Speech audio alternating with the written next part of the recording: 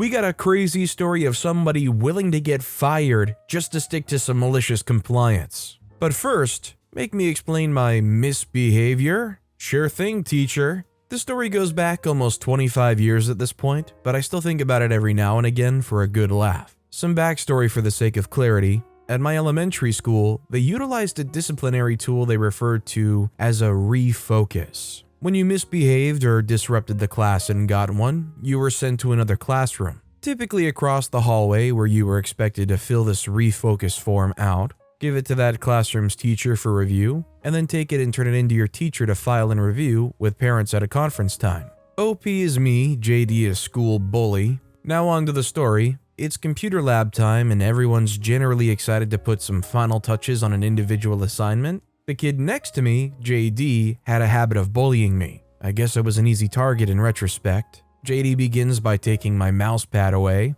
No big deal. I was typing anyway, so have at it, buddy. When he didn't get a rise out of me, he began nudging me and heckling me about helping him with his assignment, which he had goofed off on every chance he got. I told JD I'm still working on mine, but I could help once I was finished. That wasn't a good answer for him either. He needed my help now. When I wouldn't help immediately, JD grabbed my ear and started twisting it so hard, I fell out of my chair while telling him to let go of me. Apparently the commotion caught the teacher's attention, and he let go of my ear in an instant. At that moment, I knew this ordeal was over. He would get a refocus, leave the room, and all would be well. Aside from my ear, which was really hurting, and a little bit of my pride. Instead of giving JD the refocus, I hear, OP, refocus. In my confusion, I try to state my case that I was the victim, JD was the aggressor, etc. All these fell on deaf ears and the teacher continues to insist I take the refocus form and explain my behavior. So I think to myself, okay, if you won't listen to me and that's what you want, I'll get you the best darn refocus form you've ever seen. I calmly grab the slip and walk across the hall to the next classroom, grab a seat and get to work. The slip read something like this. What was your behavior that got you a refocus? Answer, I don't know. I didn't do anything and you wouldn't listen to me. Question, did your behavior distract the classroom?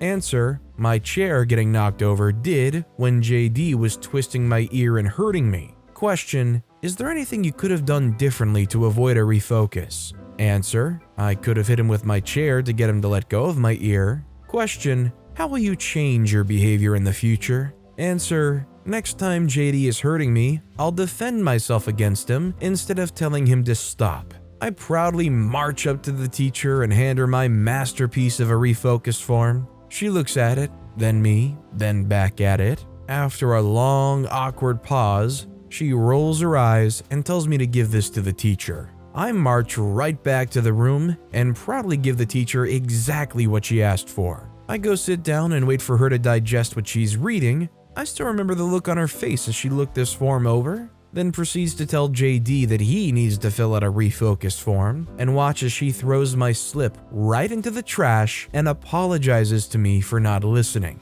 And that, my good folks, is about the happiest ending 10-year-old me could have asked for. All things considered, this is a relatively satisfactory ending, but I feel like most of us would want OP to go to their parents, tell them exactly what the teacher did, and have some kind of teacher-parent smackdown. Also, hi, I'm Steven, and if you enjoy awesome stories of malicious compliance, why not hit that subscribe button down below? That said, our next story is Only Doing What I'm Told. Once upon a time, I was a graphic designer. I'd been working with a client for the last several days on designing their logo and business card. They had given me all their requests, colors, feeling, info, etc. I was about to send the last proof when my boss saw it. He suddenly wanted to change everything about it. It went from a nice, cool palette to nauseous Mardi Gras colors. I told him this isn't what the client wanted. He said he knew better than me, so send it anyway. I sent his and mine. The client emailed back right away asking why the crazy one was sent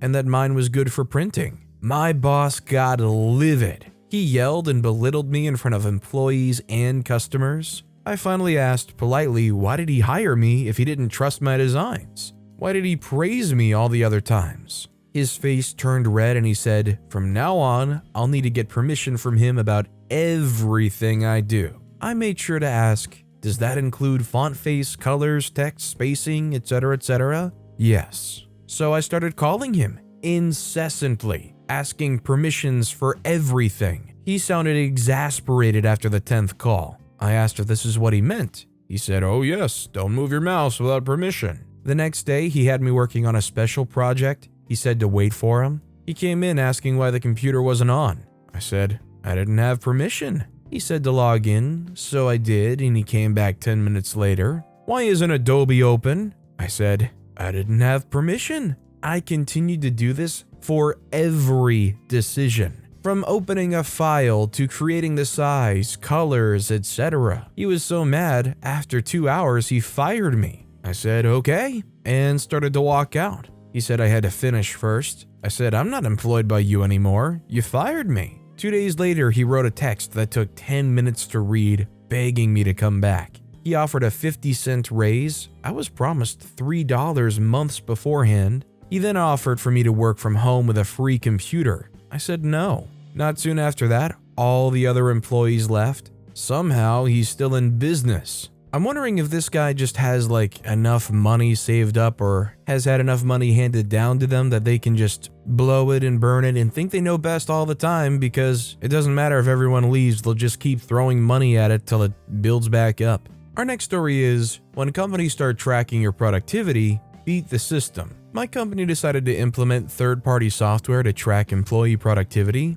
and they started this BS way before the pandemic and remote work. All technology teams are being monitored, and I worked on a product team under technology. The main metric they used was how much new code was being written, which is silly because even programmers don't write new code very often. Updated code didn't count, and those were most of the tickets I managed, and meanwhile, I was always fixing other people's code, and I was the go-to person for any escalations and releases. When this first started, I saw a dozen emails about writing more code, and I thought it was a joke until I got an unscheduled meeting with the department head. He scolded me for having written 0 code that month, and despite pushing that my role doesn't exactly require me to write new code, he said, "Sorry, this is the new world." Exact words. Fine. I found some old code libraries that no one used anymore but were still active. Every month, I would copy the libraries, delete them, and then replace them.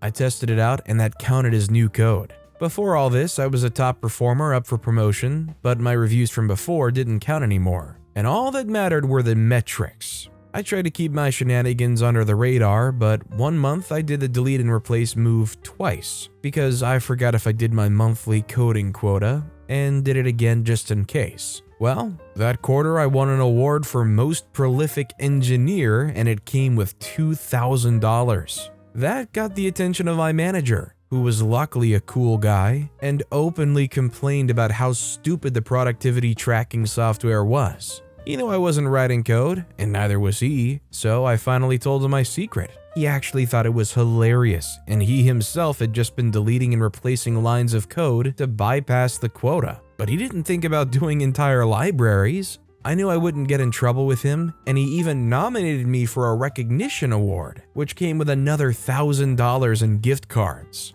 I did eventually get promoted, over 6 months later than initially discussed, but things got even worse with the company monitoring productivity during the pandemic. It was so bad to the point where they were logging how many times you were away from your computer for more than 5 minutes. People actually got fired for taking too many breaks between 9 a.m. and 5 p.m. Let's just say I was taking my laptop everywhere out of paranoia. It didn't increase productivity, but it for sure killed morale. Thankfully, I got the heck out of there. The rest of my team wasn't so lucky, but I still get texts from my old manager and team about how they're using my shenanigans. Ultimately, I got a nice $3,000 in awards, $15,000 from the promotion, and a lifetime of drinks from my team for beating the system. I don't know about you guys, but if I was working in a job that constantly checked if you were actively working, like to the point where if you take, 3, 4, 5-minute breaks in a day, that they'll start breathing down your neck,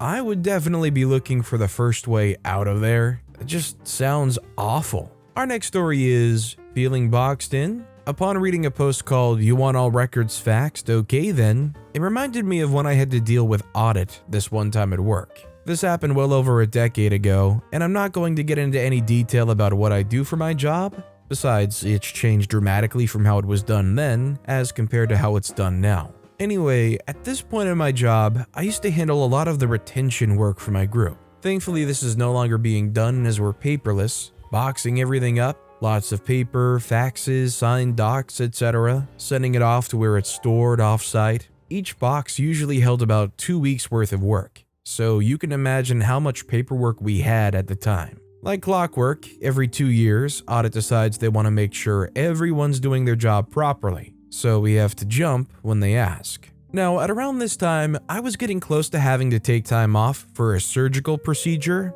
neck fusion, that was supposed to keep me sidelined for a minimum of 6 weeks. Unfortunately, I still had to deal with their idiocy of looking for one page in a box they needed pulled from retention with an auditor present. This went on for 2 weeks before I was now just over a week away from going on my medical leave. Knowing this, I sent an email out to audit, CCing not only my boss, but his boss and his boss's boss. Let me know exactly what they need so I can get it ordered before I'm off. It was all about covering your butt. I sent it 8 days before my final day before the leave. Got no response, so I follow up on the Tuesday before I leave. Again, no response. Wednesday, I send one more, this one with a bit stronger wording to it. I finally got a response. The response sent to me just before midnight. The response was only a few words. Just send it all to us. All? To make sure, I verified that that's what they wanted, and lo and behold, I get back an immediate yes response.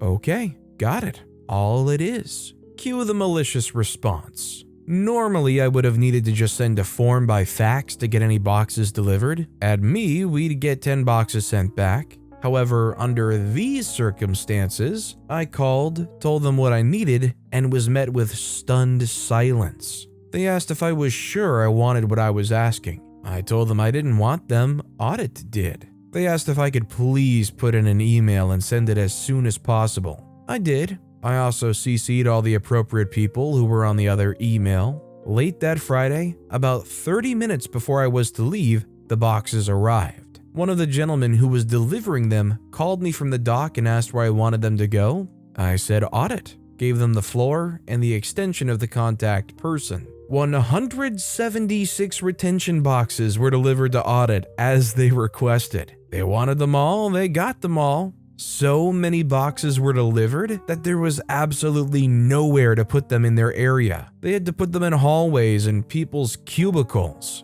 By the time I was gone and I'd officially begun my leave, it wasn't until I returned 8 weeks later that I found the fallout. Apparently, audit wasn't too happy. Lots of threats made. They wanted me to come back immediately, wanted me reprimanded, wanted me fired, etc., etc. My boss at the time was awesome and showed them the email where they said, "Just send it all to us." The lead auditor tried to explain it away, but my boss pointed out that I'd emailed numerous times, and they could have amended their request at any time. In the end, they were forced to deal with it. My boss's boss sent out a company-wide memo saying that no one was to assist audit in going through the boxes, as they had requested them. My first day back in the office, I was met by stone silence from audit. I got one email about a week or so after my return, asking me to return the boxes to retention, but my boss responded first. He made sure that audit had to handle it in sending everything back, and he asked me to forward the form to them. After that, audit never asked for me to do anything for them over the years, other than a clarification here and there. My only regret is I never got to see the look on the auditors' faces when all the boxes started appearing. Just imagine you walk into work one day and your entire floor is just exploded with boxes everywhere. It does not hurt to be specific. That said, our final story of the day is, I got fired for this, but worth it. Waiting tables at a regional specialty pizza place about 10 years ago. Family comes in, taking their order, and the teenage daughter wants a calzone and wants chicken wings as a filling and topping. I start to confirm she wants wings. This was before the boneless wing craze, because they have bones in them. She gives me that open mouth, raised eyebrow look that says, did I stutter? I say I'm going to have to check with the kitchen, and I ask a line cook if he could put wings in a calzone. His response was, I guess. And he translates to the pizza guy what we need. The pizza guy shrugs and nods at me. I go back to the table and say the kitchen says they can do it, but I want to make sure. You want chicken wings in your calzone. The dad, exasperated, says, buddy, why is this so hard? I say, not at all, sir. Coming right up. The kitchen guys are actually chuckling while they put this thing together. I walk it to the table, happily drop it off, and get called back 3 minutes later to explain why there's bones in a calzone. I, very comfortable with confrontation, say this is what you asked for. I confirmed twice, and the dad snaps his finger to the manager and calls her over. He complains there's bones in his daughter's calzone. The manager looks at me and I say, I confirmed twice she wanted chicken wings. And the dad says, you know what she meant, like chicken meat. I explain, there's chicken meat on those bones. The manager tells me to wait elsewhere. Manager takes a tongue lashing from the customer and personally makes a new calzone. Mind you, the family eats their food while the new calzone is being made, forcing the teenager to eat alone while dad keeps looking at his watch. I was fired, with no protest from me, about 10 minutes later. In fact, I got to leave before calzone girl finished her meal, and took great satisfaction knowing the manager had to bust the table afterwards. I really don't understand why OP got fired for this. Maybe they had a history of doing some antics and the manager just had enough. But they didn't do anything wrong here in this situation. But with that being said, that's all the time we have for today. Now, if you want to hear another awesome malicious compliance story, check out that video on the left. Or, if you missed my latest video, check out that video on the right. That said, I'll see you all next time with some more stories.